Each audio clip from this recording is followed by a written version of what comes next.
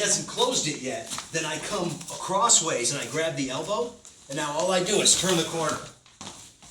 All right? I do the same thing on the ground. So if I'm on my knees and he's in front of me and he tries to control my head, I do the same exact thing. Turn the corner. All right? I'm making a frame, and I'm using the frame for the pivot. Okay? And this is where heisting comes in. So if he doesn't have the head frame yet, but I'm here, and he's stacked on me, right? So I'm here. If I want to heist, what I'm going to do is make a little bit of space, right? Then I'm going to start my turn, right? Now, same thing. I'm looking to see from here. Heist again. And drag. Now, it's never going to be the same because I can heist in either direction. All right? A good rule of thumb, though, is if you get snapped down and you're stuck here, before he cinches it, start to make space. And there's your heist. All right? That's the easiest way. So where heisting comes in is you're stacked, or he's on the side of me. So I'm here, and his body is here, and he's trying to hold me in position. So whatever he's trying to do. So here, the heist would be, because he's trying to hold me, I come in, and I go over. All right? Now, talk about the ground the same way we talked about standing. Right now, underhook, post. So I don't bother getting into a ground fighting match. I use underhook and post. All right? Now I use my feet to make the escape. We're in business. All right? I can use overhook from the bottom, I can use underhook from the bottom, and I can use post from the bottom. And I don't have to worry about sitting in position. But that's where heisting comes in. Now heisting also comes in from cross body. So he's here, and the first thing I do is try to make a little bit of space. And I'm making space to go to my knees. So the heist comes in when I either make enough space to heist under, and now I'm ready to heist, or if I'm stuck under because he's on top of me right here, then all I do is heist again. So see how this arm is right here? I grab that arm, and then I heist. So you can heist facing down, you can heist facing up. You can heist flat, so if I'm flat and I heist, then all I'm doing is going here and turn. If I'm on my back flat and I want to heist, I just pass a leg through and I'm up. And then if I'm carrying weight, the reason you do the carry weight drill the way we did earlier is to build up flow strength. That's all it is. When you're heisting, you're going to be all over the place. You never know where you're going to be. All right? But where the heist comes in is any time his arms come to frame you. Now, if he happens to be, if you're here and he stays on his knees, which some people do, so you get to cross body here, then all I'm going to do is post on this leg and drive that way, right? So I'm going to hold here and I'm going to drive up. All of it's heisting, though. It's just heisting the hips, all right? Even your bucking, if someone's in a mount, is half of a heist. All of it is heist work, all right? And that it'll save you on the ground because you can wrestle your way out of positions when you do drills, just like yesterday. We talked about anytime an arm comes across, I cross hand grab it, boom, I pass it. Well, I do the same thing here. If the head is down and any frame comes in, I grab it and I turn the corner again. Grab it and turn the corner again. The only thing that changes on the ground is that I have to heist with it so that I keep my hips active. Another place you heist is, let's say I got hit good and I'm bleeding good, so I needed a rest. So I take the guard and I'm like, shit. I didn't want it, but I'm in it. So your A, B, and C plan from here, I may go into a whizzer. So I come under and I take a whizzer position. As soon as I have this overhook in, right, and I have his arm wrapped, now I make my decision. All right, I'm good. I have my faculties about me, so I open my guard now. I keep them tight. Now all I'm going to do is start to shift. keep it tight, and then I'm going to drive this shoulder to that. And then we're out.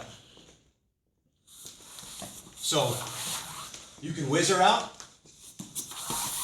I can be back in, and I could have ended up underhooked.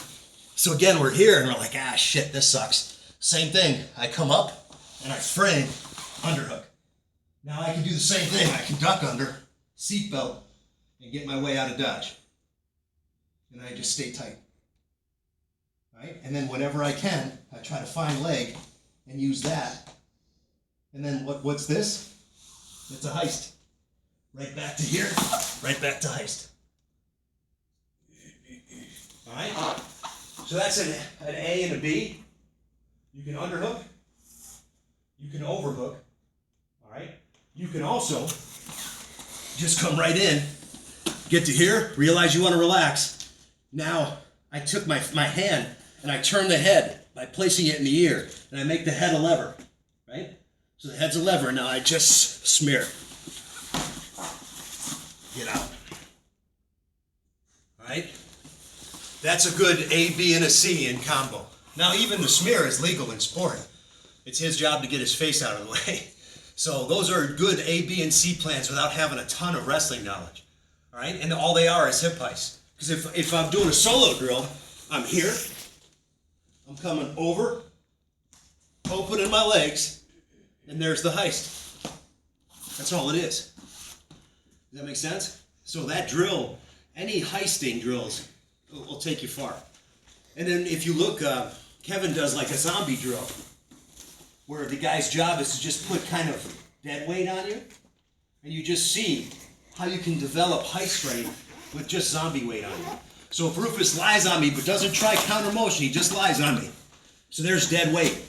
All I'm doing is experimenting to see, can I heist up, make a little bit of space, and when you heist weight, try to bring the weight towards your eyes. So the more weight I bring up, the easier it is to move my legs.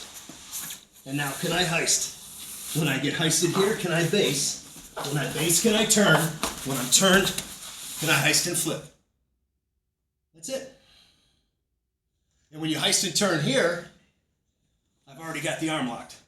And if I lean back, he's going to turn out of it. All right? So you look for little things like that. Same thing.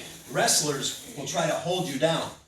So if I'm holding Rufus down, they'll put one hand on one side and one hand on the other. And they're trying to hold you in place. Right?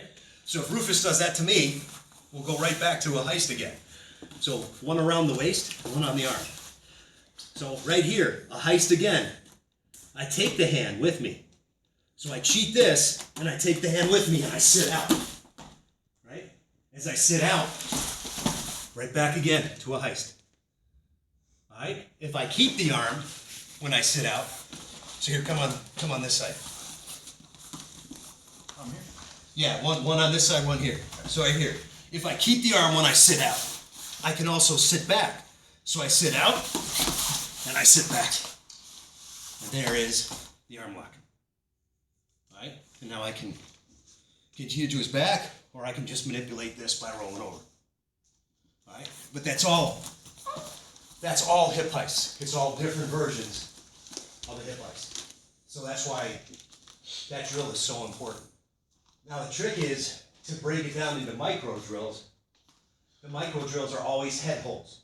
So you start with him just putting a frame on you. So from here, he starts the frame. And I start to recognize that as soon as it's here, I put up a counter frame.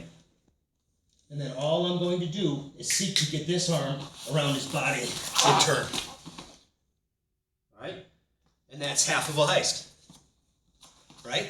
If he does it on the other side, it's another cross hand reach. So it's the same, it's cross hand reach.